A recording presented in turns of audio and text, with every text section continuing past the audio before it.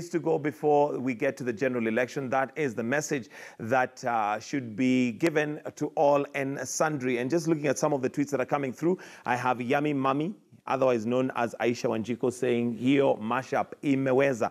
I don't know what the panel thinks regarding that particular song. Let's hear what you have to say. Let me start with the poet, because I know normally Smita has a very different view from everybody else. Yeah. You know, Joe. My name is Michael, not Joe. Yeah. Joe. Oh, okay. That's fine. Yeah. And as I was telling you, that's a very good song in the sense of, that's the future. Yeah. Those kids, they are who will inherit this country. Yeah. Those children you're seeing, they're just a cross sample of, generations that are just young. And that's what we must always keep in mind, Whether it's elections, whether we are borrowing massive debt from the Chinese to finance things, that's the generation we mortgage either through debt or through violence. So you like the song? The song? Yeah, it's very touching. How can even me, how can you not even like... Smita, who has zero chills normally, likes the song.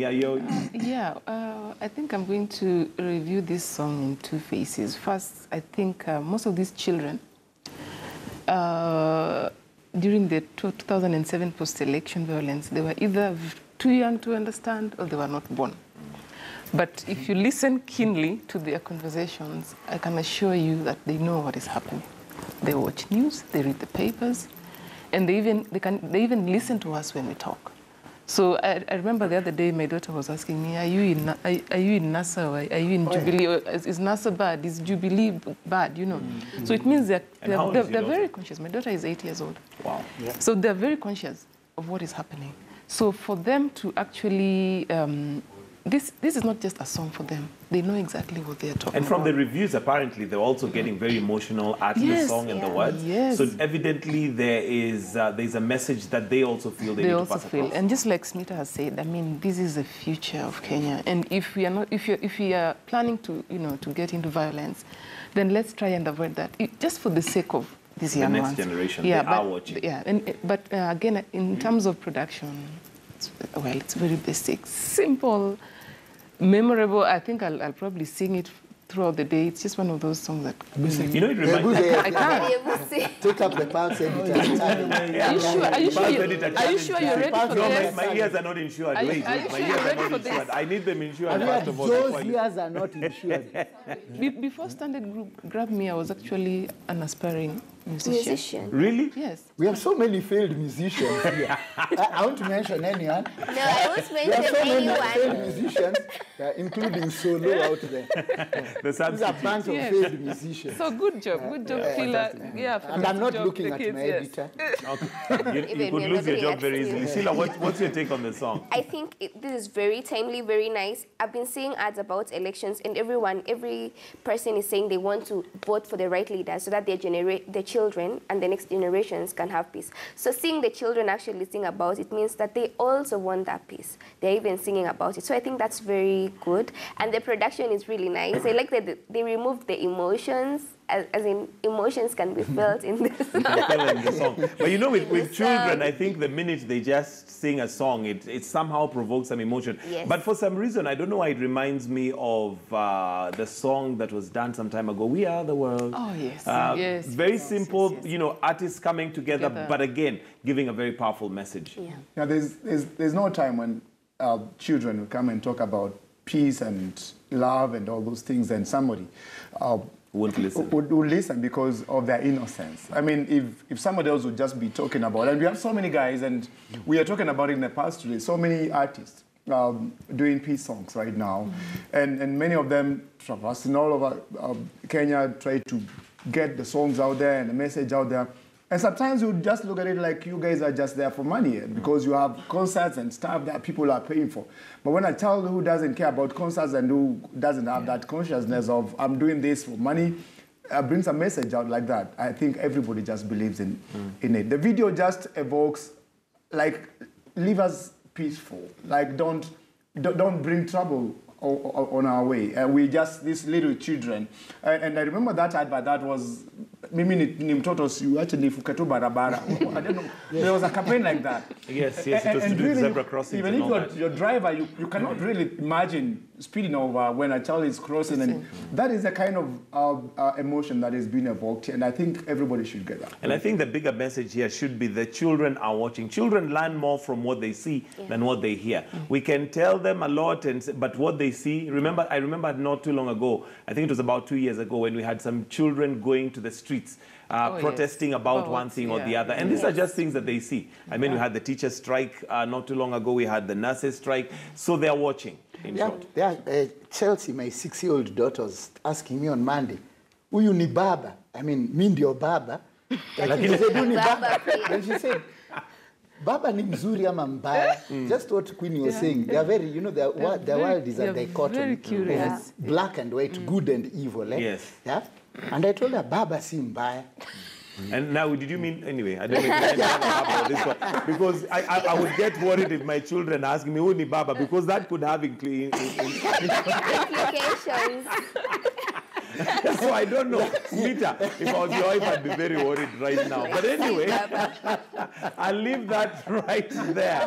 But still talking about children, let's now shift our focus to the death of a 6-year-old pupil who fell through a hole on a floor of a school bus. According to witnesses, the boy was trying to retrieve his water bottle, which fell through the hole of the bus that had gathered rust caving in under him. Now, the principal was charged over the boy's death alongside the bus driver, school bazaar, mechanic, and a conductor, as recommended by the DPP. They, however, pleaded not guilty of the charges, and the High Court judges Dora Chepkonyi directed that they be released on a 1 million bond. Of course, this was a very, again, when you touch children, it's literally touches the nerve. But we'll listen into let's look at the story first before we give our comments on it.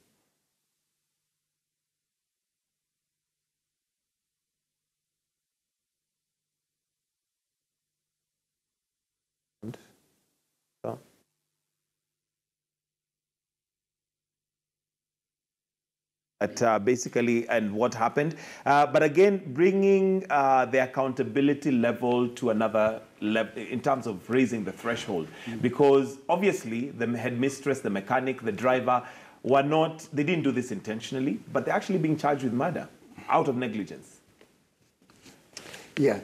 I don't know where I should begin. Go ahead. The fact that they concealed, they're trying to say that it was an accident. But the fact that there was actually a hole in the bus, and then they concealed it, they had put something on top, that already forms what in law is called, mens rea, or the intention. You're already hiding something. Of course, there's a probability that someone could fall through that. There's a reasonable expectation, that children come to that bus. So that's the second thread. So there's mens rea, there's a reasonable expectation that a child could fall through that. And then you proceed, in your normal course of business, as if this is, nothing is wrong. I absolutely agree with that murder charge. It might not be like they threw the child under the bus. I wish Kenya didn't have differentiated, first-degree murder, second-degree murder. But it's somewhere between manslaughter, if there was aggravated manslaughter, and murder. Because they didn't fix that thing, and they concealed it. Reasonable expectation is, somebody could fall through it, and it's a bus. What do you expect? You fall through a hole in the floor. Yeah, which was out of negligence. Yeah, I think, bottom line, Joe.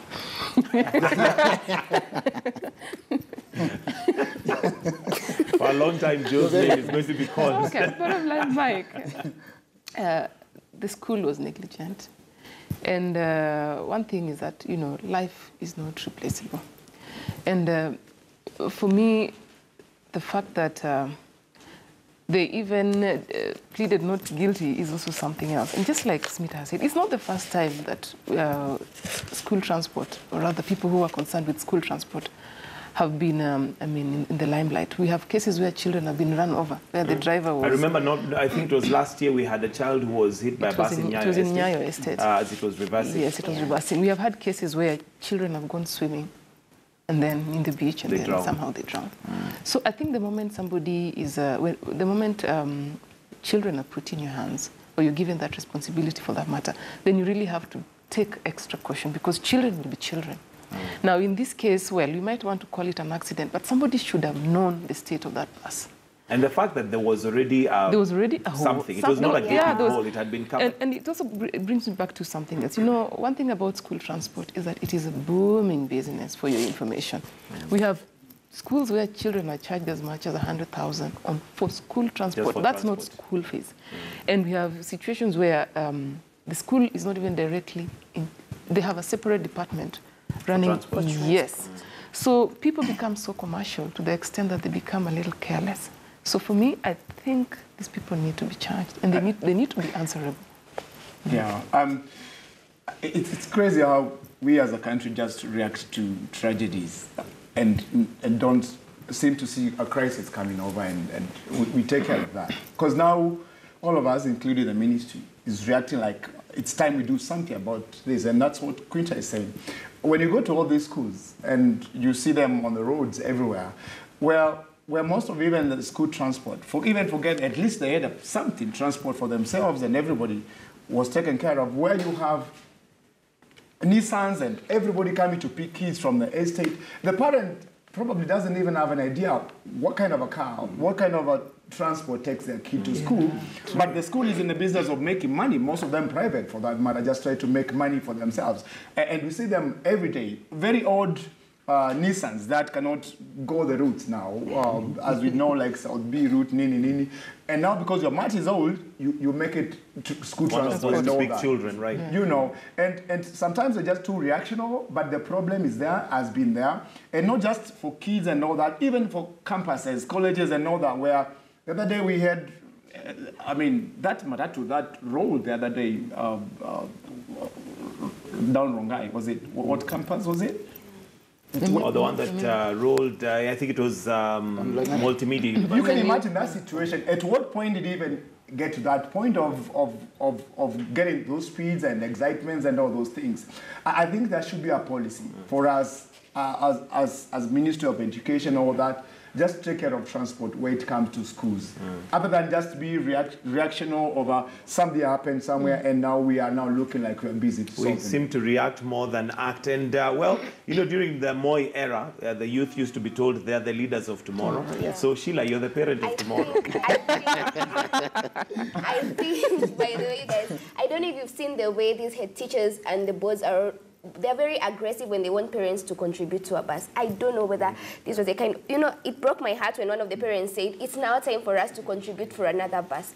First of all, I'm sure they must have been told, oh, we need the bus, we need another bus for the children. And you see, I think parents also need to have and ask for accountability because your child is in that car every day. You can't be the one going to check, oh, ikona shimo wapi. And also the fact that it was already a covered hole, that means they knew about it. Either somebody had been given the funds to go repair or somebody must have complained about it because by the time they're putting that block of wood there to cover it, it's very late. And I think going forward, we should not even just wait for something else to happen. I think every time there is a PTA, parents should be like, yo, how is our children getting home? As in, how is the transport facility?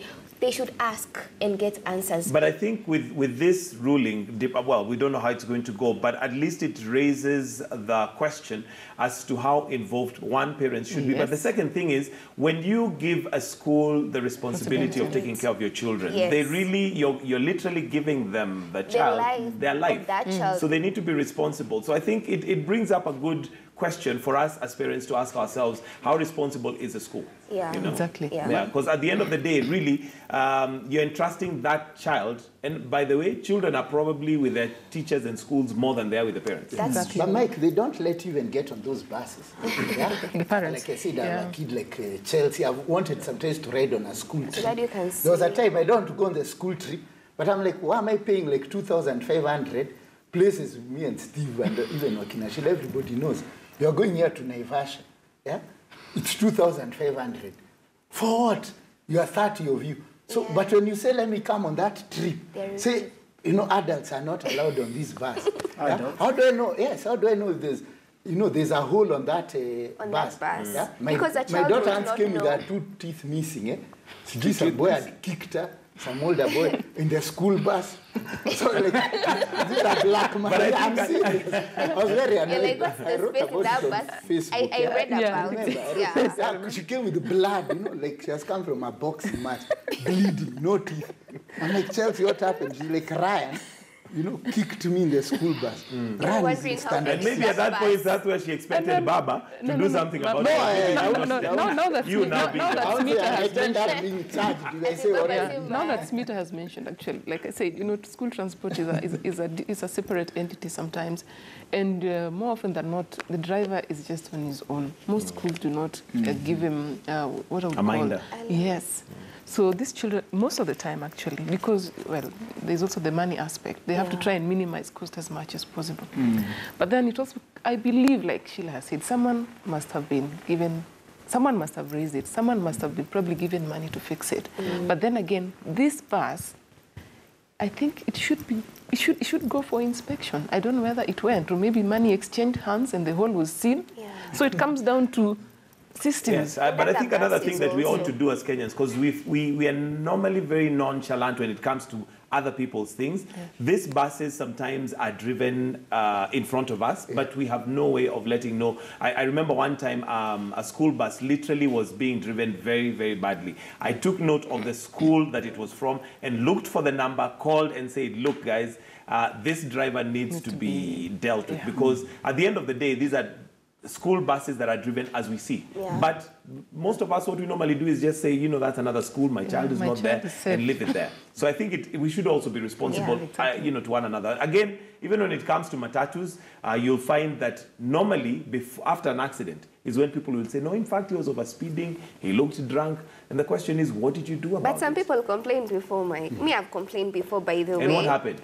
Usually, of course, at first guys are like, okay, this one is too loud, but I'm loud for the sake of all of us. Then with time, people realize, okay, fine. It's not like we are in such a rush to get where we are going. So sometimes let's just get there in one piece. I think we all need to just speak about it now. Right, Sheila, I was watching KTN last night, the accident that took place yesterday. The guys who had done a trip all the way from Mombasa to Nairobi, then across, and then a driver was picked from Nairobi and everywhere. Those guys said they complained that, oh, wow. Yeah. They said, we cannot tell these guys, don't know us. We are pressed. Can you even slow down to give them situ? He refused until you did. Sometimes, what do you do in such situations? Well, I guess you use the power of the numbers. So you're more than the driver. So if push comes to shove, I guess he needs to be stopped. No, you need to Unless make he's a not lot human. of noise. Yeah? I have been in a situation, it's just that Kenyans are very noisy in some areas, but Silent in inside some public service vehicles, people suddenly are very polite. They suddenly discover manners their mothers never taught them. Me, I value my life. I like coming on Joe's show, seeing these beauties, and you know, working for Pulse with Steve. And I'm always very aware.